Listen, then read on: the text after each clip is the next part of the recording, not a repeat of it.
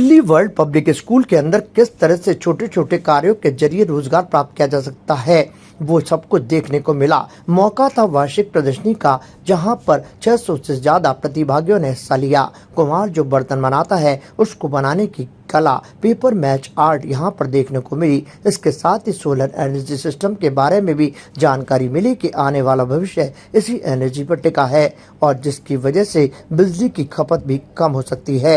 ये जानकारी दी गई कि विकास के आयाम कहाँ कहाँ पर जरूरत है और किस तरह विकास की हो सकता है ताकि आने वाला भविष्य सुरक्षित हो। प्रतिभागियों ने इस वार्षिक प्रदर्शनी में हिस्सा लेकर अपनी न केवल रुचि दिखाई बल्कि काफी मेहनत भी बनी और उनका उत्साह देखते ही बनता था। इस प्रदर्शनी का में अध्यापकों ने भी काफी मेहनत की, जिसको बच्चों के अभिभावकों ने भी सराहा और उनकी काफी तारीफ की। बच्चों के अभिभावकों ने कहा कि वाकई में प्रदर्शनी बच्चों को सीख दे रही है। I'm so proud that the management gave us this opportunity to hold celebration of learning, an annual exhibition where we exhibit the entire whatever students have learned and they are doing in the class. We display it for everyone to come and see. And this exhibition had 600 plus students, and we believed in 100% participation.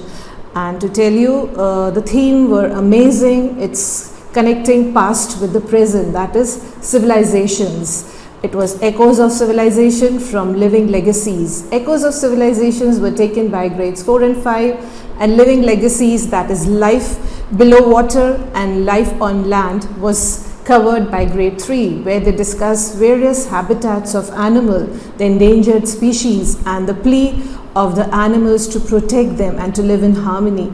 Children, we are preparing here as global citizens, and they are ready with the 21st century skills. They presented their research in a very amazing way, which was applauded and appreciated by each and everyone present here. Children were unbeatable and unstoppable. They performed well, and really I appreciate the hard work of the students and the teachers along with the parents, because parents also cooperated. Had they not cooperated, we would have not reached to this scale. आज के जब बच्चे computer, laptop इन सब में लगे हुए हैं, उसके बाद जो टीचर्स का ये प्रयास है कि वो बच्चों से हैंडवर्क और आर्ट वर्क करवा रहे हैं, वो बहुत ही अच्छा है। इससे बच्चों को ना केवल मोबाइल लैपटॉप से दूर हटके भी उन्हें पता चलेगा कि किस तरीके का हम आर्ट वर्क, हैंड वर्क कर सकते हैं। और ये एग्जीबिशन बच्चों के फ्यूचर के लिए बहुत ही अच्छी है, क्योंकि इससे ना केवल बच्चों को, जैसे कि सोलर एनर्जी के बारे में यहाँ एक प्रोजेक्ट है बहुत ही अच्छा बना है, वहाँ सोलर एनर्जी के बारे में बच्चों और पेरेंट्स दोनों को पता चलेगा कि किस तरह सोलर एनर्जी का जो महत्व है हमारे फ्यूचर में है। इससे ये केवल आज वर्तमान के लिए नहीं, ये एग्जीबिशन फ्यूचर के लिए भी बहुत ही अच्छी है। आज इस साइंस एग्जीबिशन बल्कि स्कूल एग्जीबिशन में मैं यहाँ पर आई हूँ। I am standing in front of the fine art exhibition, which is the part of the art integration learning. So this is a very good experience which I have felt here, because the teachers have tried their best.